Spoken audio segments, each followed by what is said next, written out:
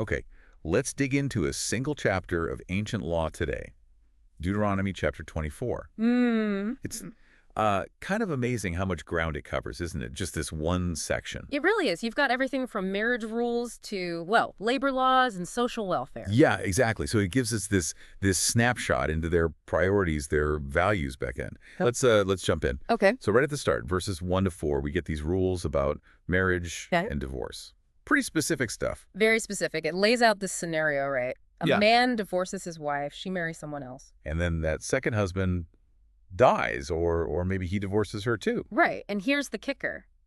The first husband is told he absolutely cannot remarry her. Yeah, the text is strong there. Calls it detestable in the eyes of the Lord.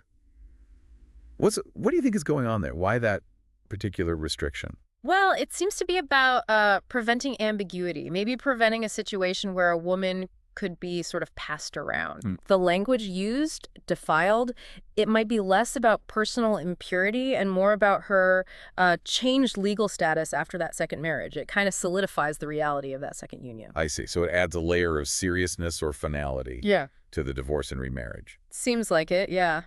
Protecting the integrity of those commitments, maybe. Okay.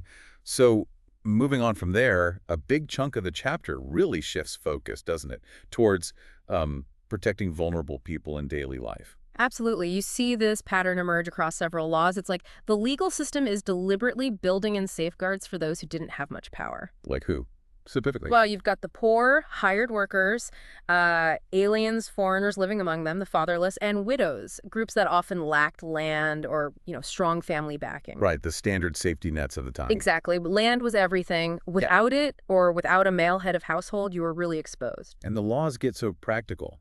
Verses 6 and then 10 to 13, about loans and pledges. You can't take a millstone. Right, something essential for making food, for daily survival. Can't take that as collateral.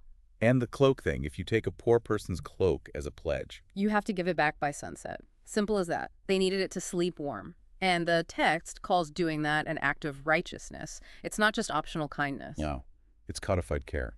Pretty much. And it carries over into labor, too, verses 14 and 15. Yeah, the hired workers, Israelites or aliens, doesn't matter. Don't exploit them. And crucially, pay them their wages daily, before sunset. Because they needed it that day to live. Precisely. Their immediate survival depended on it, and there's that added weight.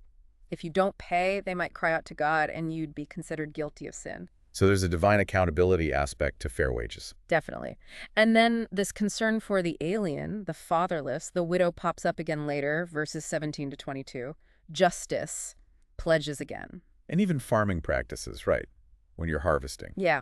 Don't go back for every last scrap. Leave some grain, some olives, some grapes behind. Intentionally leave it. Intentionally. For them. For the alien, the fatherless, the widow. It's like a built-in social safety net, mandated by law. And they keep linking it back to their own history, don't they? Remember, you were slaves in Egypt? Yes, that phrase is repeated. It's foundational.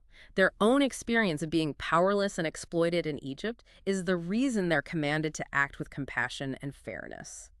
So it's empathy written into law, based on shared memory. You could say that. It demands their societal structure reflects the justice they themselves needed. That's powerful. Now, amidst all this community focus, there's verse 16. Kind of stands out. Ah, yes. Individual responsibility. Fathers shall not be put to death for their children, nor children put to death for their fathers. Each is to die for his own sin. Which wasn't always the case in the ancient world, right? Collective punishment happened. It certainly did. So this is a clear statement. Accountability is personal.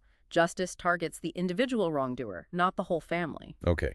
And just to round it out, the chapter touches on a few other things briefly, too. Yeah, shows the variety. Newly married men get a year off from war, verse 5. A sort of honeymoon deferment. You could call it that. Then there's the death penalty for kidnapping in verse 7, and even instructions about leprosy, referencing Miriam. It really is a whirlwind tour of life, marriage, money, work, justice, welfare, health, all in one chapter. Very practical, very specific rules for their time and place. So when you look at these ancient rules, leave food for the widow, pay your workers on time, remember being enslaved, how does that make you think about our own ideas of fairness, responsibility, and community support today? Well, it certainly suggests that maybe a truly just society needs more than just abstract rules. It needs perhaps that kind of codified empathy, that sense of shared experience baked right into how we structure things. Definitely something to mull over.